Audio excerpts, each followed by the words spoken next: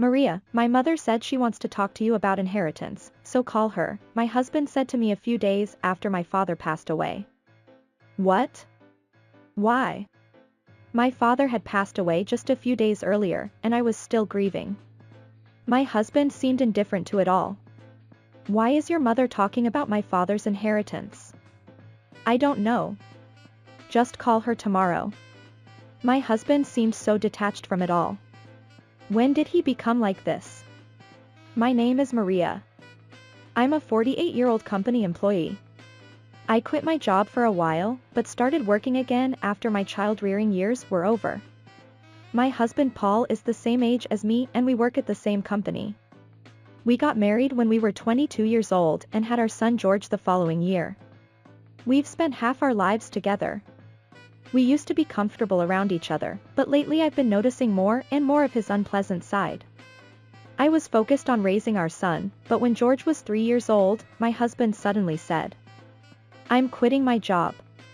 When I asked him why, he said he didn't like his boss and that he should be making more money. He said he wanted to quit because he saw his colleagues leaving for better jobs.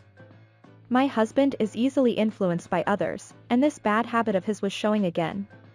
The result of his job change wasn't great. He got a slight raise, but he didn't fit in with his new colleagues and found the work boring. He used to be more lively when we worked together, but at some point he became dull. My husband's only pleasure seems to be going back to his parents' house. His parents' house is about a 30-minute drive away, so we go there often on weekends. At first I went with him, but since it was too frequent, I stayed home with George more often. There are many of my husband's classmates in the neighborhood of his parents' house, and I think he relies on them because he doesn't have any close friends at work. I've told him several times that we should go out as a family or play with George instead of just going to his parents' house all the time, but he refused because George doesn't like him. We hardly ever went out as a family. Instead, we often went out with my parents and George. My father bought real estate during the bubble economy and had passive income from it. He also worked as an ordinary company employee, so I think we were relatively well off. My parents always came to pick us up in their car when we went out. I thought my in-laws didn't want to see George because they didn't invite him over or complain about it, but it seems they like their son more than their grandson.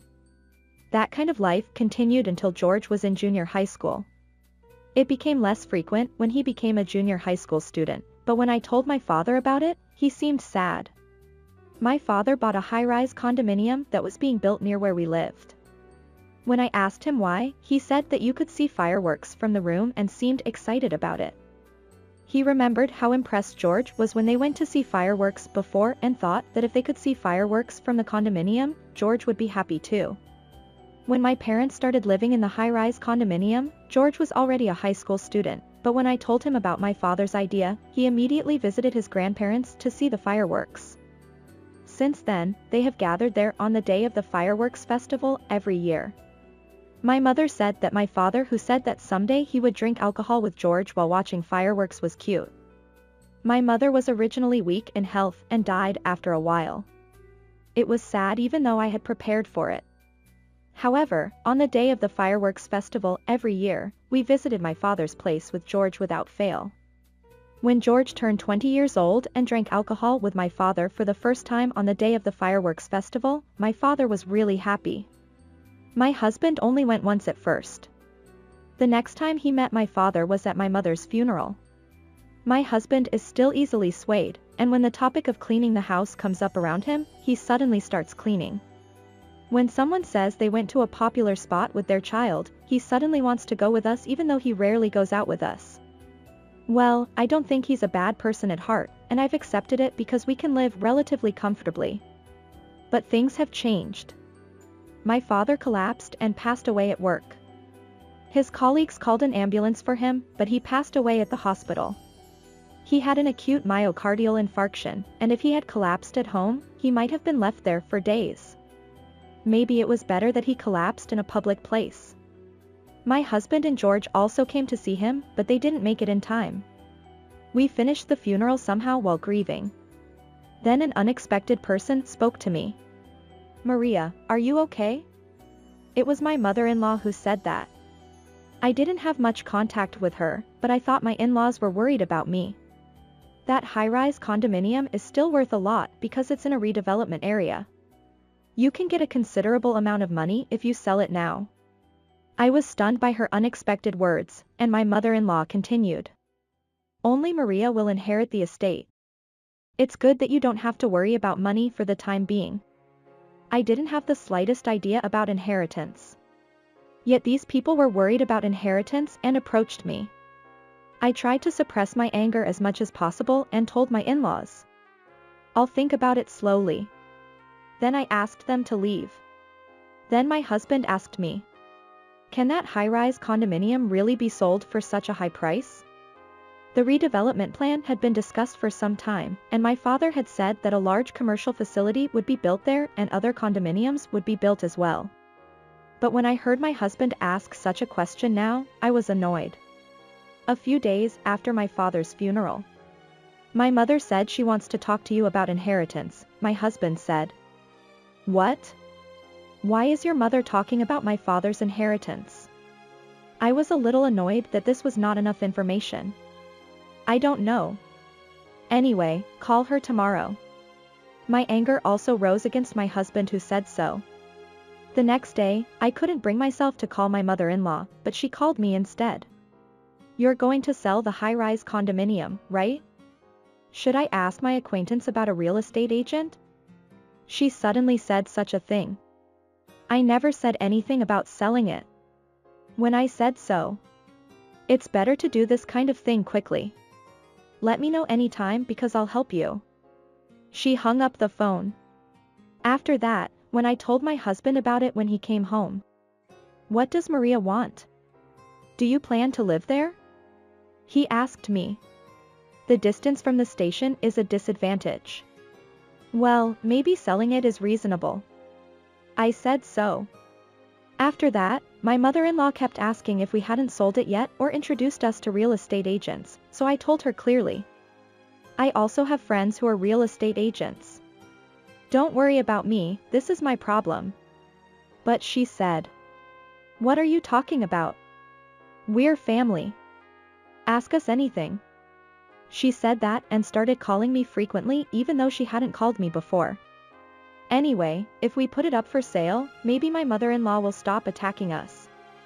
So I decided to consult with a friend who is a real estate agent and proceed with the sale.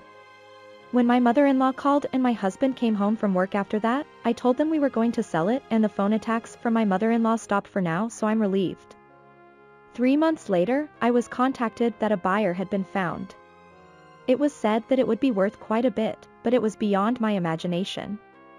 Then, when my husband returned home from work, he suddenly said, so how much did it sell for in the end? I hid my confusion as to why my husband knew and told him a lie. I still don't know. It's not selling at all. He started watching TV with a sound. I didn't know if he was interested or not. The next day, it was Saturday and I was relaxing when the intercom rang. When I went out to see who it was my parents-in-law. Paul? Your father-in-law and mother-in-law are here, but what's going on? When I called out to my husband like that, he invited his parents in. Then my mother-in-law handed me a piece of paper. When I looked down at it with suspicion, it was a divorce paper. I was confused and my mother-in-law said, Maria, how long are you going to live off Paul? This child has been coming home a lot because he's tired of living with you. There were too many things to point out and I didn't know what to say. For the time being, I asked my husband. What do you mean? Does Paul think so too? He nodded. I didn't understand the meaning of this conversation that had never come up before. My husband continued. If we get divorced and split the money, we can live for a while, can't we? My parents-in-law also nodded. A friend of mine who is a real estate agent said that the high-rise condominium sold for a considerable amount of money.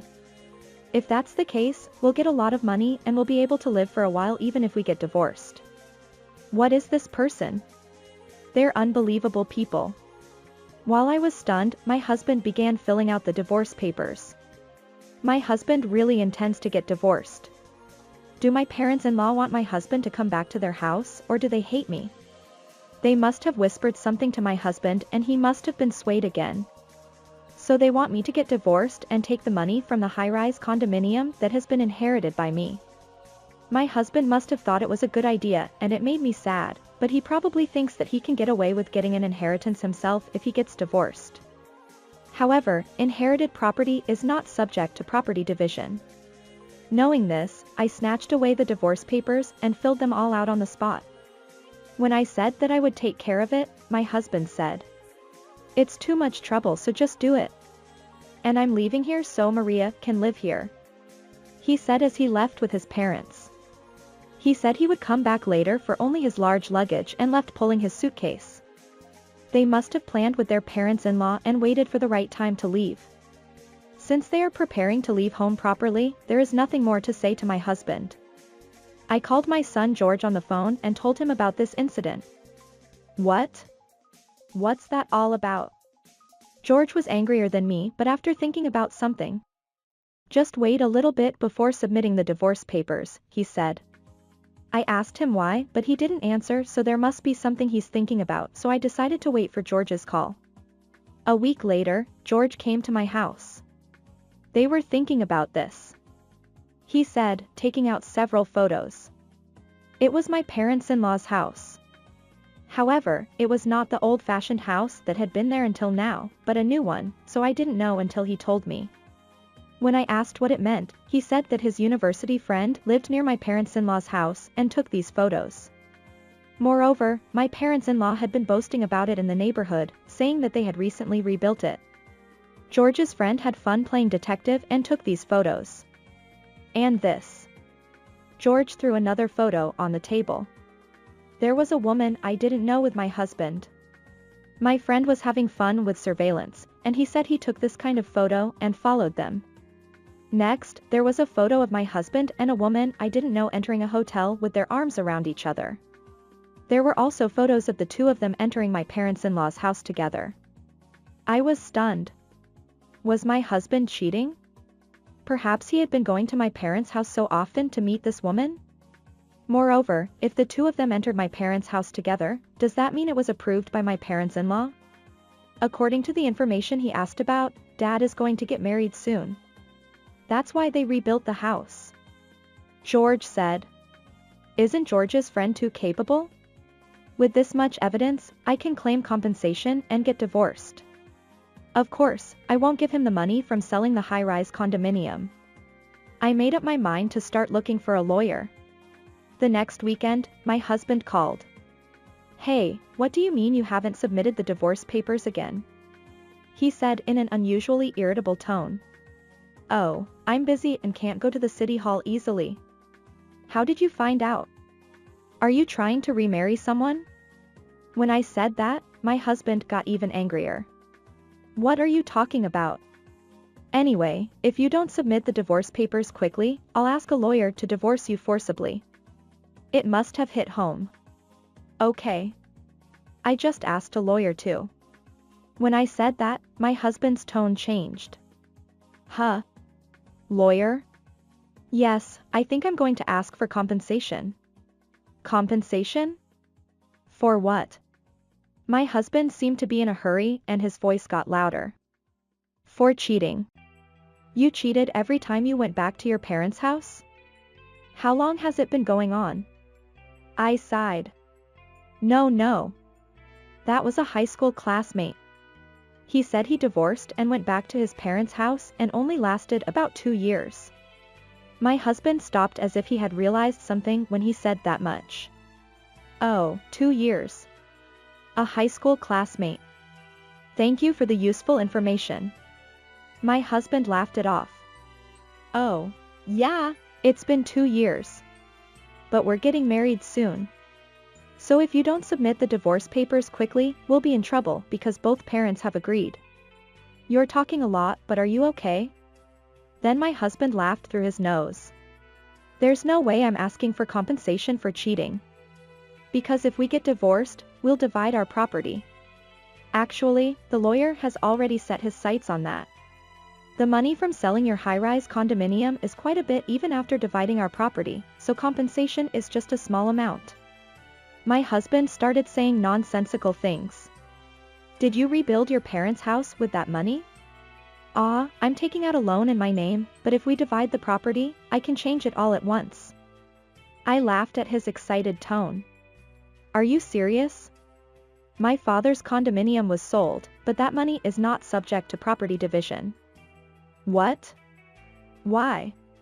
Did neither you nor your parents know that? You're so ignorant. And you're already jumping the gun and rebuilding the house? Unbelievable. I looked at my watch. It was almost time. By the way, Paul, are you at home now? Yeah, why? My husband still sounded confused. Well, I'll be there soon. I heard the intercom over the phone and told my husband to answer it. George. My husband's surprised voice echoed.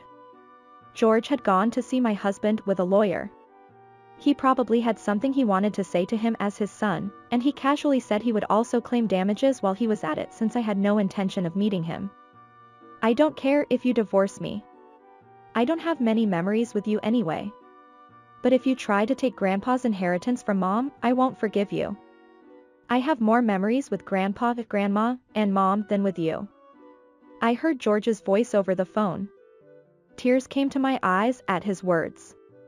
Afterwards, I claimed damages for my husband's infidelity and we were divorced. It seems that the person who had an affair with him was told that he was divorced and single. And he seems to have been sued for marriage fraud. I heard from George's friend that my in-laws had just finished building their house but were already putting it up for sale. My husband didn't seem to have quit his job, so maybe he moved into the company housing or my in-laws' house. However, it was an old building with a bad reputation for human relationships. Well, it's good that he has a place to live. I hope he works hard. I sold my father's high-rise condominium and bought a well-located condominium with the money. George said he would come see me with his girlfriend this summer because they could see fireworks from there. I imagined attending my son's wedding in the future and was grateful for how much he had grown.